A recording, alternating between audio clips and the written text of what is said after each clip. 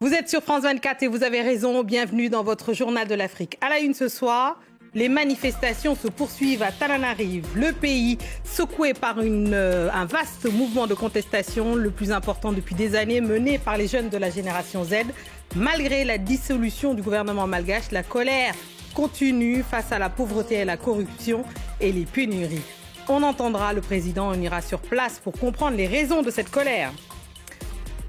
Au Maroc aussi, la jeunesse se mobilise. 6e soirée de manifestation pour réclamer de meilleurs services de santé et d'éducation. Le mouvement affirme compter plus de 150 000 membres sur Discord et se veut pacifique malgré les violences qui ont fait 3 morts et des centaines de blessés.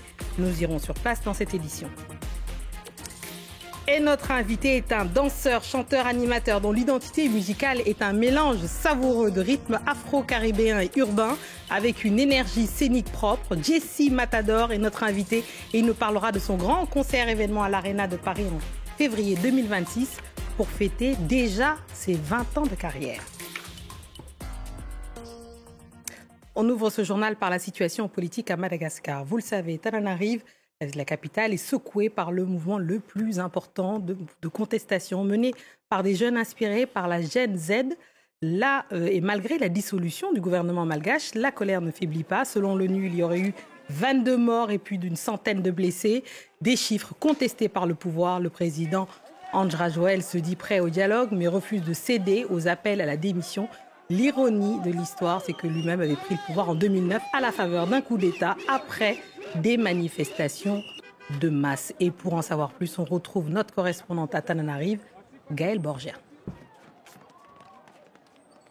L'objectif est toujours le même, rallier la fameuse place de la démocratie pour exprimer les revendications, la revendication principale qui est la démission immédiate du président Rajoelina. Mais à cause d'importants barrages policiers, eh bien, il est quasiment impossible d'accéder à cette fameuse place. Du coup, les manifestations se transforment en face-à-face entre forces de l'ordre suréquipées et manifestants non armés. Ce vendredi, des manifestants dans un quartier se sont retrouvés encerclés.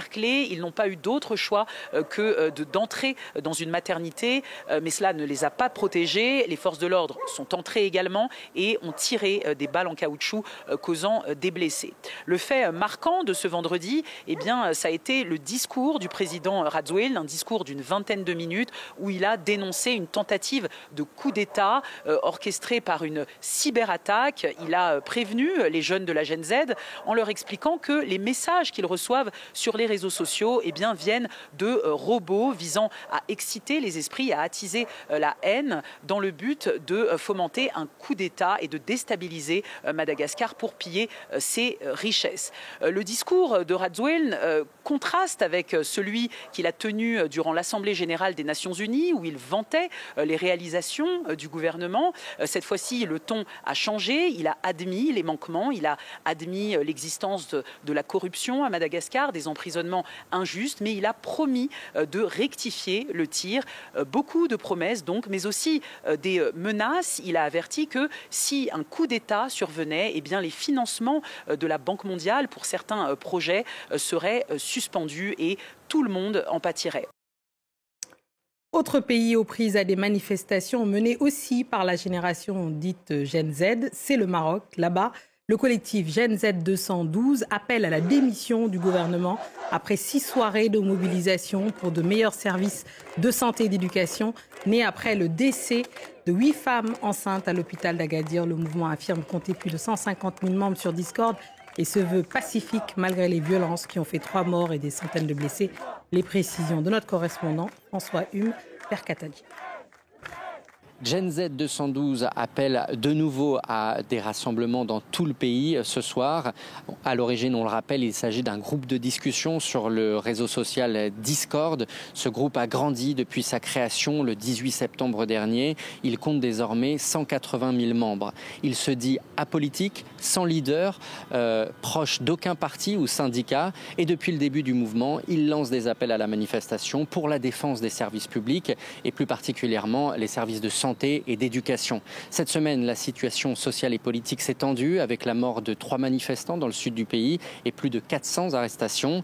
Le groupe est pacifique, il ne s'oppose pas au pouvoir royal. Il a même décidé d'envoyer une lettre au roi Mohamed VI hier dans la nuit de jeudi à vendredi. Le groupe a établi 7 demandes bien précises, dont la dissolution du gouvernement dirigé par le Premier ministre Aziz Ahanouch ou encore la poursuite des responsables de la corruption avec un changement de législation concernant justement les malversations financières. Le Premier ministre qui avait réagi pour la première fois quelques heures plus tôt, il a souligné la gravité des événements survenus ces derniers jours tout en se montrant disposé, je cite, au dialogue et réceptif aux revendications sociales. Hier, la journée de mobilisation s'est déroulée sans problème majeur. Elle a toutefois réuni beaucoup moins de monde que d'habitude. Désormais, les sympathisants de Gen Z 212 sont accrochés à une éventuelle réponse du roi Mohamed VI.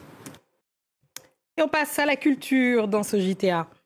20 ans de carrière, des tubes qui ont fait danser la France entière et une identité musicale portée par l'African New Style.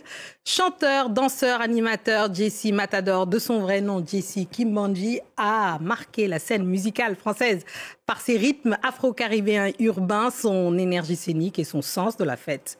À l'occasion de ses 20 ans de carrière, il prépare un grand concert événement à l'Arena Grand Paris en février 2026.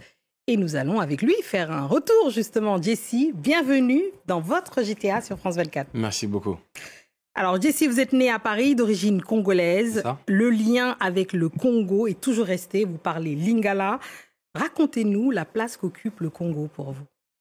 On va dire, après mes parents, c'est le Congo. C'est la terre-mère, la terre-patrie, c'est la patrie. Donc ça prend une place vraiment très, très importante. Très importante, notamment la rencontre avec certaines de vos idoles. Je pense à Papa Wemba, Werason, au président J.P. Mbiana, par exemple. Quelle place ils occupent dans votre panthéon musical ? Disons que c'est ceux qui m'ont inspiré pour la musique, ma carrière. Moi, j'ai commencé en regardant Wenge. Et mon rêve, c'était de pouvoir faire de la musique pour un peu les rejoindre. Et aujourd'hui, je suis content de me dire que... ils me connaissent, je les connais, on se fréquente et pour moi, il n'y a pas mieux comme cadeau. Chanteur, mais vous avez commencé comme danseur, notamment avec les Cœurs brisés en 2001. Qu'est-ce que cette expérience de la scène, parce que vous étiez quelques garçons avec des filles, c'était les filles qui étaient devant. Bien sûr. Comment justement vous avez appréhendé la scène et votre métier avec elles ? En fait, c'est vrai que c'était un groupe de filles à la base. La chance qu'on a eue, c'est qu'on était tellement déterminés que le boss nous a laissé un peu plus d'espace et ce qui a fait qu'après, on a fait nos preuves pour pouvoir, disons, être pas à la hauteur des filles, mais être à peu près équivalent. Et alors, je saute énormément d'années, évidemment, en 2008. Le single Décalé Guada devient un tube incontournable. Comment avez-vous vécu cette explosion médiatique ? C'était grandiose. Moi, surtout quand je parlais tout en bas, j'étais danseur de base. De me retrouver à la télé, comme ça, à la radio. Je me rappelle que quand mon titre est sorti à la radio, je me suis branché sur la radio, j'entendais que ça passe et que ça passe, comme ça, crier, sauter. C'est vraiment un rêve. Un truc comme beaucoup d'artistes font de la musique, n'arrivent pas à atteindre ce stade-là. Moi, je suis fier et content. C'était vraiment une explosion de joie. C'était énorme.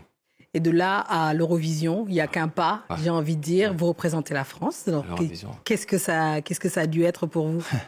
Déjà, moi, de base, je suis danseur. Donc, quand on m'appelle, moi, danseur, pour aller chanter à l'Eurovision, je me dis, oh là, les gars, attendez, d'abord, il faut que je me mette à jour. Ensuite, on ira voir ça. Mais en tout cas, ça, c'était cool aussi. Et vous en gardez un bon souvenir de ça ? Très bon. Ça m'a permis de faire un film avec Netflix sur l'Eurovision. Donc, c'est une très belle expérience. J'aimerais qu'on passe à aujourd'hui, 20 ans de carrière. C'est long et en même temps, c'est rapide quand on fait toutes ces choses que vous avez enchaînées. Et vous avez fait beaucoup de choses. Je vous invite à aller voir, évidemment, sur les réseaux sociaux, à le suivre parce que Jesse est très intéressant, extrêmement drôle. Il a énormément de choses drôles à raconter. Je propose qu'on écoute à présent 20 et qu'on parle de ces décennies de carrière et qu'on parle aussi de ce qui nous attend, notamment en février 2026. Ça marche. On écoute 20. C'est les 100 au Vermino, Benetton.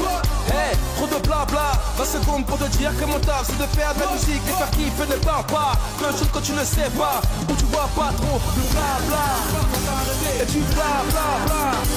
Allez, tournez. Prenez, laissez parler. Ça c'est la beauté. Sauter.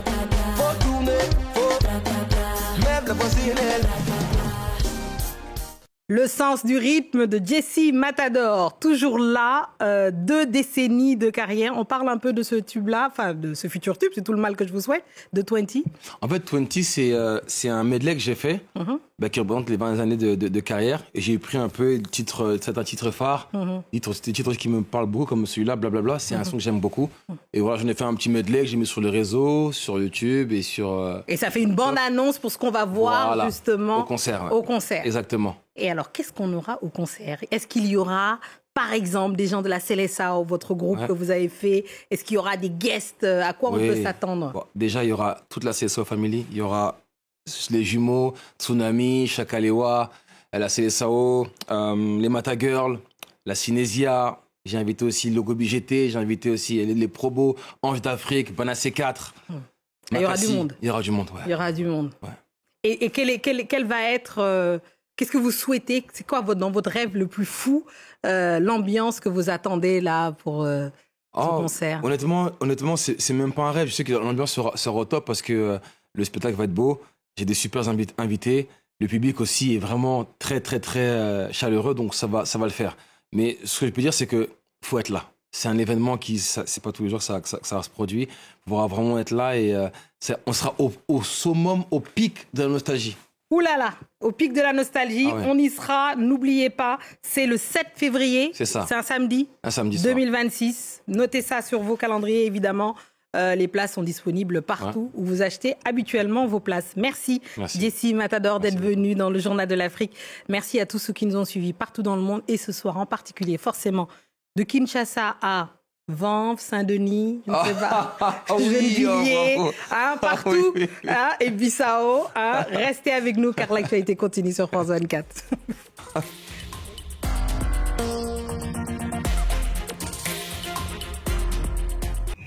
L'Indonésie s'embrase sous les contestations. Des centaines d'arrestations, de civils abattus et des preuves qui s'accumulent. Après avoir parlé aux médias, l'un de nos camarades a été enlevé, interrogé, torturé. La Brimob, unité paramilitaire, agirait-elle en toute impunité? Un autre policier a directement écrasé mon cou. Je ne pouvais plus respirer. J'étais impuissant. Tout ce à quoi je pensais était « c'est fini, je vais mourir à cause de la police ». L'État indonésien serait-il complice de ces violences? Selon moi, l'enquête a été manipulée. Les conclusions ne correspondent ni aux faits, ni aux droits qui devraient être appliqués. Ce que nous pouvons faire en tant que civils, citoyens ou étudiants, c'est au moins de veiller les uns sur les autres. Enquête explosive où chaque témoignage ravive un peu plus les braises du silence. Reporter Indonésie, permis de tuer, à voir sur France 24.